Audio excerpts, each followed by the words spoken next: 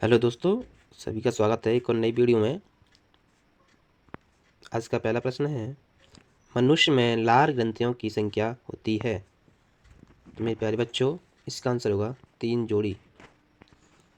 अगला प्रश्न है, भोजन को निगलते समय इसे घाटी द्वार वायुमार्ग में जाने से रोकता है।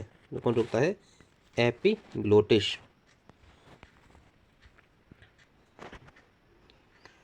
अगला प्रश्न है, प्रचलित रूप से ऊर्जा ग्रह कहलाता है।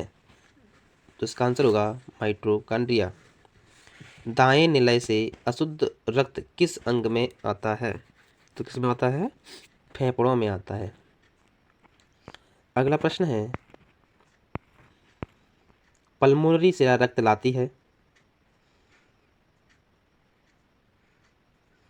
फेफड़ों से रक्त आता है तो मेरे प्यारे बच्चों वो आता है बाएं अलिंद में। कहाँ आता है? बाएं अलिंद में। हीमोग्लोबिन महत्वपूर्ण भूमिका निभाता है श्वसन में। मनुष्य के हृदय में कोष्ठों की संख्या होती है 4। अगला प्रश्न है, आहार नाल की सी आकार की संरचना है ग्रहणी। पित्त रस का स्रावण होता है यकृत से। द्वार कोशिकाएं पाई जाती हैं वात रंध्रों में।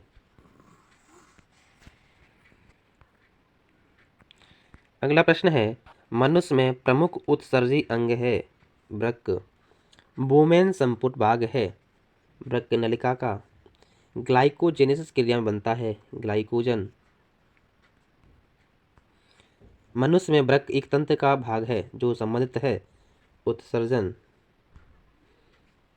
पादप में जाइलम उत्तरदायी है जल के वहन हेतु। स्वपोषी पोषण के लिए आवश्यक है कार्बन डाइऑक्साइड, क्लोरोफिल, सूर्य का प्रकाश। ये सभी कोशिकीय प्रक्रमों में ऊर्जा मुद्रा है एटीपी। निम्नलिखित समीकरण में से कौन सा समीकरण प्रकाश संश्लेषण प्रक्रिया का माना जाता है? तो इसका answer option number C.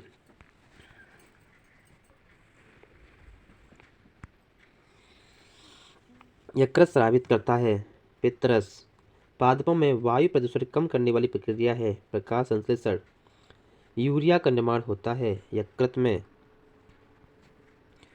Phloem द्वारा भोजन का स्थानांतरण होता है सुक्रोज के रूप में। अगला प्रश्न है, प्रकाश संश्लेषण अभिक्रिया में मुक्त O2 का स्रोत होता है जल। खाद्य पदार्थों का स्थानांतरण होता है फ्लोएम से। डिक्सन एवं जॉली संबंधित हैं रसारोहण से। आहार नाल के पेशीय संकुचन को क्या कहते हैं? क्रमांकुचन। ग्लाइकोलिसिस प्रक्रिया में क्या अंतिम उत्पाद प्राप्त होता है? पायरुविक अम्ल।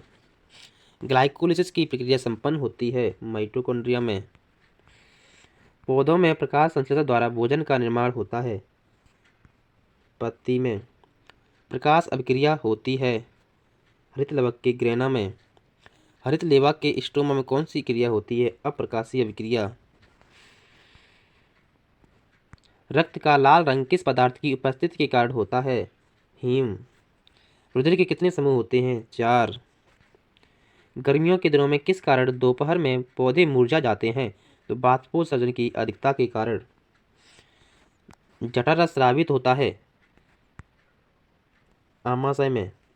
वह कौन सी शिरा है जिसमें शुद्ध रुधिर प्रवाहित होता है? पल्मोनरी शिरा। मनुष्य में दूध ग्रंथियां किसकी रूपांतरित रचना है? श्वेत ग्रंथि। क्लोरोप्लास्ट के ग्रेना बनते हैं एटीपी तथा NADP2H। मनुष्य में दूध के दांतों की संख्या होती है 20। प्रत्येक जबड़े में अग्र चवर्णों की संख्या होती है 2 जोड़ी। पौधों में पत्तियों तक जल तथा खनिज लवण स्थानांतरित होते हैं जाइलम द्वारा।